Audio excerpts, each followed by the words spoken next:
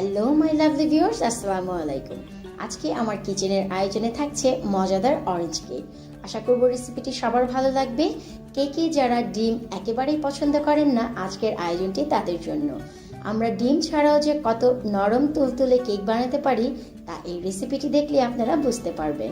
ভিডিওটি ভালো লাগলে সবার সাথে শেয়ার করবেন, চ্যানেলটি সাবস্ক্রাইব করে আমার সাথেই থাকবেন।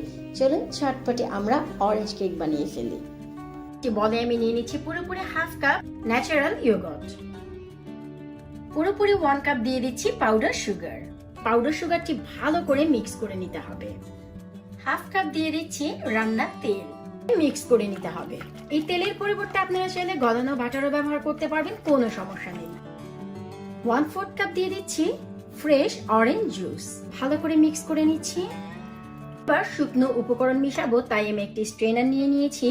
এর উপর দিয়ে দিচ্ছি পুরোপুরি 1¼ কাপ নরমাল ফ্লাওয়ার, 1 টিস্পুন দিয়ে দিচ্ছি বেকিং পাউডার, হাফ টিস্পুন দিয়ে দিচ্ছি বেকিং সোডা।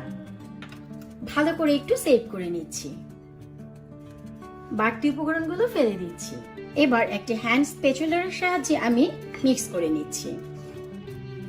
1/4 টিস্পুন দিয়ে দিচ্ছি অরেঞ্জ জেস্ট, অরেঞ্জের কিছুটা খোসা আমি গ্রেট করে এখানে দিয়ে দিচ্ছি। হাফ টিস্পুন দিয়ে দিচ্ছি অরেঞ্জ এসেন্স, সাথে আমি অরেঞ্জ ফুড কালার দিয়ে দিচ্ছি হাফ টিস্পুন, এতে দারুণ একটি কালার অ্যাড হবে।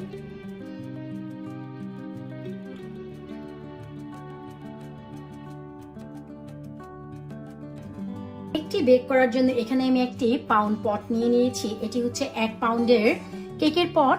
এবার আমি আমার বানিয়ে নেওয়া সেই ব্যাটারটি এখানে ঢেলে নিচ্ছি।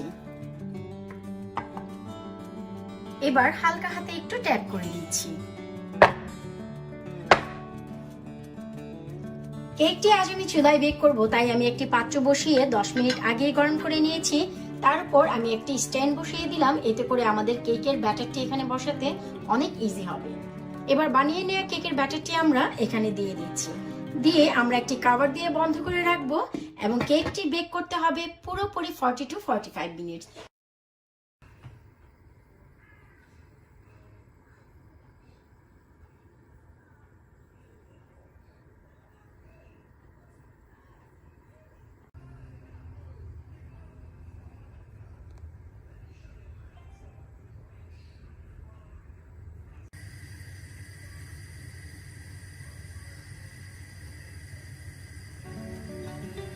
আমাদের কেকটি সম্পূর্ণ বেক করা হয়ে গেছে। এবার এই কেকটি আমি মোল্ডে রেখে ঠান্ডা করে তারপর আনমোল্ড করব।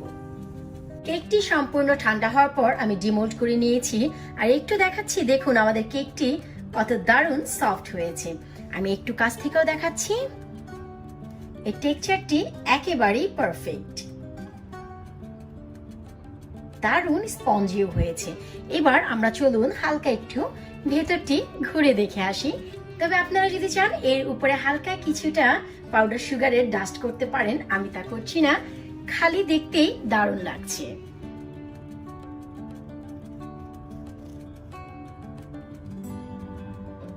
ওয়াও, কাটা মাত্রই কেটে যাচ্ছে। কত দারুণ সফট হয়েছে, আশা করি তা বলার অপেক্ষা রাখে না।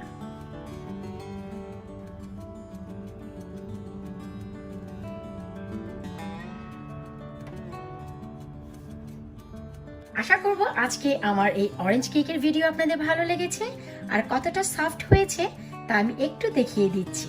আর একেবারে কেকটি দোকানের মতনই কুক হয়েছে। আমরা যে অরেঞ্জ ব্যবহার করেছি, অরেঞ্জ ফ্লেভার ব্যবহার করেছি, অরেঞ্জ জুস ব্যবহার করেছি, তার ব্যবহার হয়েছে ভরপুর। এবং ভেতরে ভেতরে কিছুটা জায়গায় জায়গায় আমাদের অরেঞ্জের জেস্টগুলো দেখা যাচ্ছে, আমি একটু দেখাচ্ছি। অসাধারণ একটি ফ্লেভার দিয়ে আমার কিচেন অলরেডি ভরে গেছে। আশা করব আজকে আমার এই অরেঞ্জ কেকের ভিডিও আপনাদের একটু হলেও ভালো লেগেছে। ভালো লাগলে অবশ্যই কমেন্ট বক্সে কমেন্ট করে জানাবেন। আজকের মতো এখানেই বিদায় নিচ্ছি। আল্লাহ হাফেজ।